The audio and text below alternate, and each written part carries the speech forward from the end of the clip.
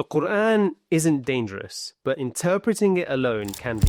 Because the moment you start extracting creed, aqīdah conclusions by yourself, without the tools, the teachers, and the transmission, you can fall into the traps of disbelief without even realizing it. It's the problem we're seeing today with extremists. The Qur'an itself gives the perfect example. When Allah subhanahu wa ta'ala speaks about the bay'ah, the pledge of allegiance that the companions gave the Prophet sallallahu alaihi wasallam, he says, Yadullahi fawqa aydihim. The hand of Allah subhanahu wa ta'ala is above their hands. If someone reads that with a literal, unschooled mindset, what happens? They start imagining that Allah subhanahu wa ta'ala has limits, a body, a direction, that His hand was on their hand. They begin attributing to Allah subhanahu wa ta'ala what can never apply to Him. And some of those assumptions can amount to disbelief. Suddenly, a verse meant to honor the believers becomes a doorway to confusion. And this pattern appears elsewhere in the Qur'an. Allah subhanahu wa ta'ala says, وَمَا رَمَيْتَ إِذْ رَمَيْتَ وَلَكِنَّ اللَّهَ رَمَى. It was not you who threw when you threw, but Allah threw. So, did Allah subhanahu wa ta'ala become you when you threw? Did you become divine? Of course not. But someone without literacy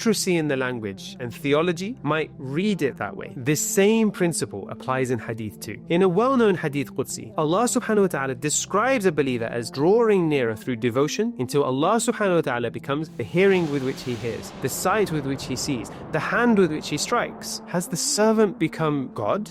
Of course not.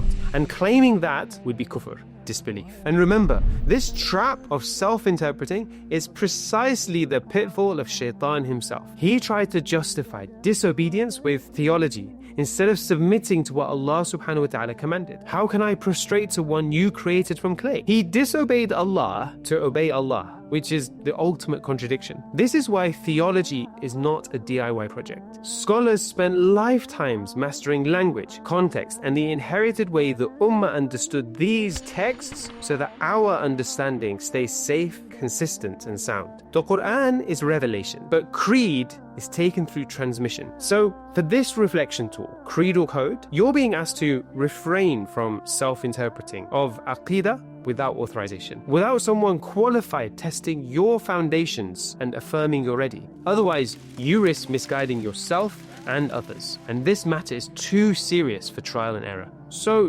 don't build your aqīdah on guesswork. Take it from a chain of narration. That's why we have this Qur'an Club Reflections project. Tools to help you reflect safely with the right boundaries. If you've benefited from this content, help us spread it worldwide and share in the reward of becoming a Qur'an ambassador with a monthly or one-off donation.